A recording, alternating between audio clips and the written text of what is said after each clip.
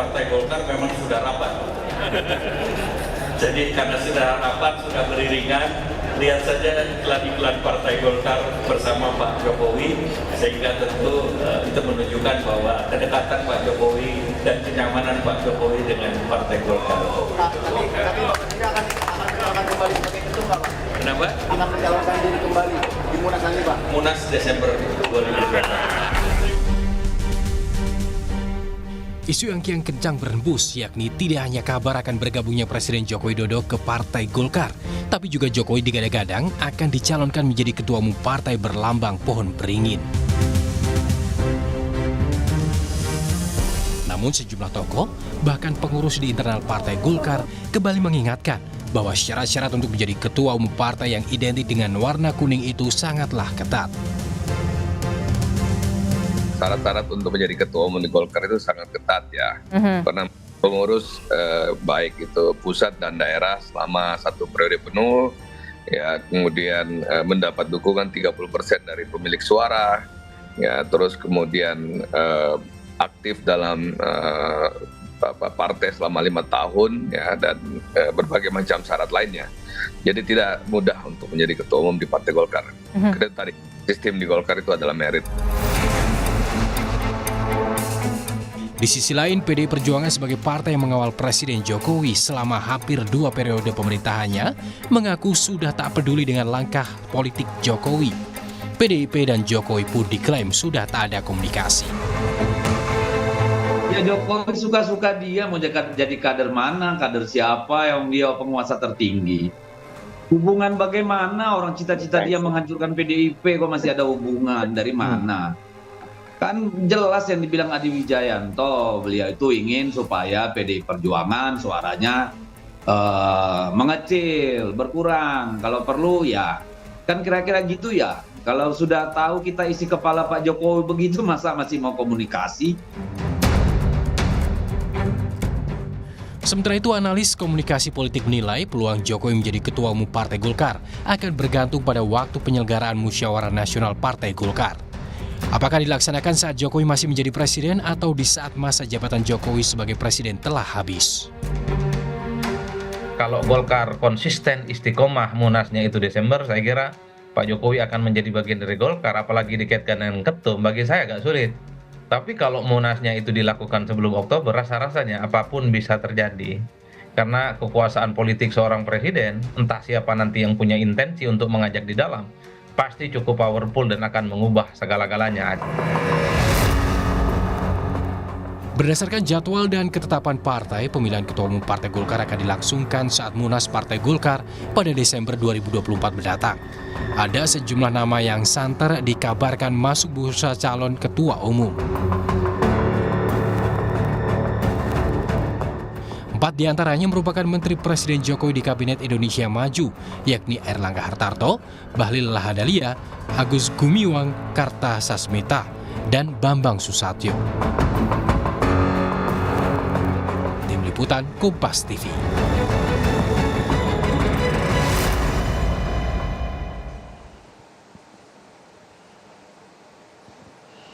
Lalu sejauh apa peluang Presiden Joko Widodo jadi Ketua Umum Partai Golkar? Kita bahas selengkapnya bersama dengan analis komunikasi politik dari Universitas Al-Azhar, Ujang Komarudin. Kang Ujang, selamat sore. Kang Ujang, kan Partai Golkar bolak-balik bilang kalau Pak Jokowi ini nyaman sama Golkar. Mulai dari saat Presiden Jokowi pertama muncul dengan dasi kuning, kemudian kemarin juga ditegaskan lagi oleh Airlangga Hartarto. Kang Ujang melihatnya maknanya apa sih? Pertama gini, kalau ingin menjadi ketua umum Golkar itu kan syaratnya 2. Pertama itu uang, yang kedua itu adalah mendapatkan restu dari presiden atau dari RI 1. Jadi pasca reformasi siapapun ketua umum Golkarnya, termasuk Pak Airlangga ketika maju jadi ketua umum Golkar, itu sudah pasti mendapatkan restu dari Pak Jokowi. Nah dalam konteks ini ya soal perebutan kursi Golkar, saya sih melihat ya dalam konteks ke depan Golkar sih kalau ada pihak-pihak ya yang katakanlah ingin jadi ketua umum ya harus memenuhi persyaratan yang ketat yang ada di Partai Golkar. Nah soal kenyamanan iya, karena bagaimanapun Golkar ini menjadi jangkar bagi pemerintahan Pak Jokowi. Jadi ikatan Golkar dengan Jokowi memang sudah terbangun dalam konteks 9 sampai 10 tahun terakhir ini. Tetapi memang persoalannya akan menjadi rumit ketika Pak Jokowi menginginkan misalkan maju menjadi calon ketua umum Golkar. Ini kan menjadi persoalan. Ya kalau hubungannya iya harmonis, ya apa dekat, sangat nyaman. Saya menganalisa sudah jauh-jauh hari kan, seperti yang dikatakan oleh Mbak Cindy, dan itu terbukti. Tetapi kalau ujungnya misalkan Pak Jokowi ingin jadi ketua umum Partai Golkar, maka harus memenuhi persyaratan-persyaratan yang sudah digariskan oleh ADART partai. Begitu Mbak Cindy. Oke, artinya ada ART, nyaman aja nggak cukup. Tapi kalau ngeliat dinamikanya saat ini, Kang Ujang, seberapa besar sih potensi atau peluang Pak Jokowi jadi ketua umum Partai Golkar?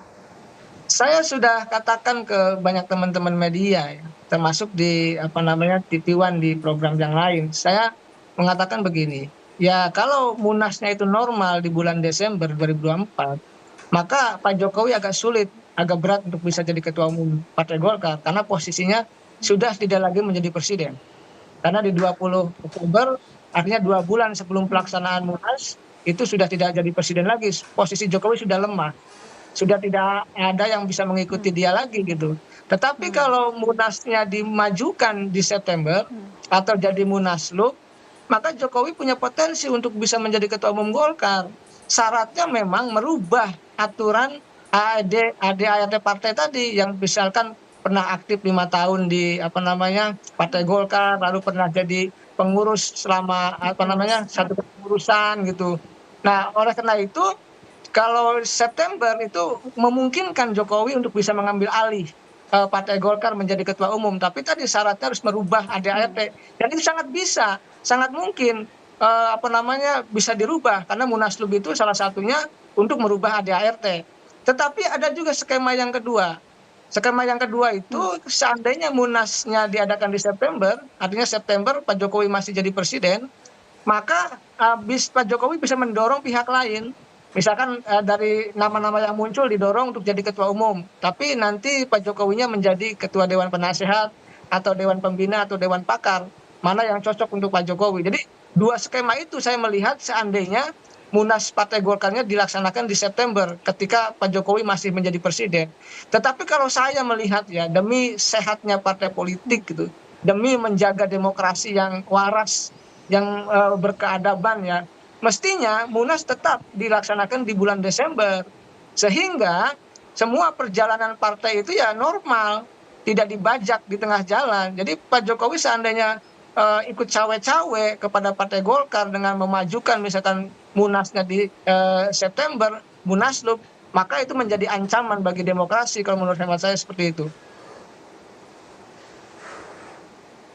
Oke, artinya kalau Pak Jokowi mau dalam tanda kutip jadi ketua umum Partai Golkar, tadi skenario-nya 2 ya, sebelum 20 Oktober saat dia masih jadi presiden, masih ada peluang ya, atau dia bisa mengarahkan ketua umumnya yang dekat dengan dia. Nah, tapi apa dampaknya, Kang Ujang, kalau misalnya Pak Jokowi bisa jadi ketua umum Partai Golkar dengan mengubah ADART, untuk Partai Golkar sendiri apa? Ya dampaknya mohon maaf ya, ini bukan hanya bagi Partai Golkar, tetapi bagi demokrasi yang sehat itu sudah kehilangan jati dirinya demokrasi itu. Jadi bagaimana misalkan Golkar partai yang luar biasa hebat, saat ini begitu panen ya dukungan dari masyarakat misalkan, lalu juga partai yang punya pengalaman panjang dalam mengawal proses bangsa negara, tahu-tahu di tengah jalan diambil atau ketua umumnya seorang Jokowi yang tidak pernah aktif di Partai Golkar, yang tidak pernah jadi pengurus Partai Golkar. Kan ini menjadi persoalan. Oleh karena itu nanti akan merusak segala sendi-sendi kepartaian. Rekrutmen politiknya rusak, kaderisasinya juga rusak, semua demokratisasi internal juga ada dirusak. Jadi ini bukan persoalan hanya Partai Golkar saja, tapi memang kalau itu terjadi, kalau Pak Jokowi menjadi ketua umum, ya merusak sendi-sendi demokrasi secara luas. Karena nanti siapapun orangnya, siapapun yang berkuasa, punya kesempatan untuk bisa membajak partai orang lain. Dan ini menjadi persoalan dalam konteks kita ingin menjadikan demokrasi sebagai sebuah rule of the game dalam konteks kita menjaga bangsa ini dengan demokrasi yang sehat, kuat dan bermartabat. Kang Ujang, berarti kalau melihat kondisi di Partai Golkar sendiri di internalnya, artinya seberapa mungkin ada ART itu diubah untuk jadi karpet merah untuk Pak Jokowi? Atau juga, kan kita juga lihat ya ada beberapa pendapat, apakah ini juga bisa dilihat sebagai bentuk resistensi dari sejumlah pihak di internal Partai Golkar? Ya, saya sih lebih suka kemarin ya, ketika misalkan Pak Luhut akan mengambil alih Golkar dengan Munaslup ya. Semua kekuatan partai menolak. Pak Erlangga, Pak Akbar Tanjung, gitu ya, Pak Agung Laksono, termasuk Pak JK yang ada di luar Golkar pun katakan mantan Ketua Umum Golkar bersatu untuk menolak Munaslup, akhirnya tidak jadi. Nah, lebih baik kalau menurut hemat saya ya, tokoh-tokoh Golkar yang luar biasa punya pengalaman besar ya di Golkar itu mestinya ya menolak dalam konteks agar Pak Jokowi menjadi Ketua Umum.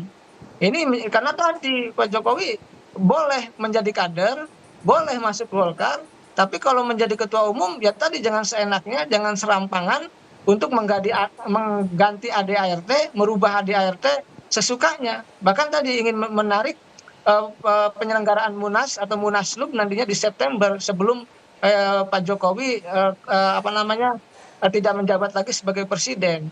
Jadi saya melihat kalau soal mungkin sangat mungkin, tetapi menurut saya ini sudah merusak akal sehat dan sudah merusak Partai Golkar ke depan, dan justru kebatinannya agak kader-kader mungkin akan menolak, tapi sulit untuk bisa diungkapkan dalam konteks terbuka di depan publik, karena ketika Pak Jokowinya masih menjadi presiden, Munaslupnya dilaksanakan misalkan di September, ya kader-kader Golkar apa yang bisa diperbuat? Sulit untuk bisa melawan presiden, kan seperti itu. Tetapi dalam konteks kita menjaga demokrasi yang sehat, yang waras, yang berkeadaban, maka sejatinya norma-norma kepartean harus dijaga, harus diperkuat, bukan dirusak hanya untuk katakanlah Pak Jokowi menjadi Ketua Umum Partai Golkar. Kang Ujang, oke, artinya pengaruh Jokowi sebagai presiden masih besar. Tapi kalau Kang Ujang melihatnya sebenarnya sekarang Pak Jokowi yang butuh Partai Golkar atau Partai Golkar yang butuh Pak Jokowi? Kalau pemilunya sudah beres, Golkar tidak butuh Pak Jokowi. Pencoblosan sudah beres, Golkar suaranya sudah naik. Angka quick count mengatakan katakanlah kurang lebih 15%. Di mana-mana di dapil banyak yang tadinya 1 kursi menjadi 2 kursi begitu. Nah, dalam konteks itu ya Golkar tidak butuh Pak Jokowi. Ketika pasca pencoblosan saat ini yang butuh adalah Pak Jokowi.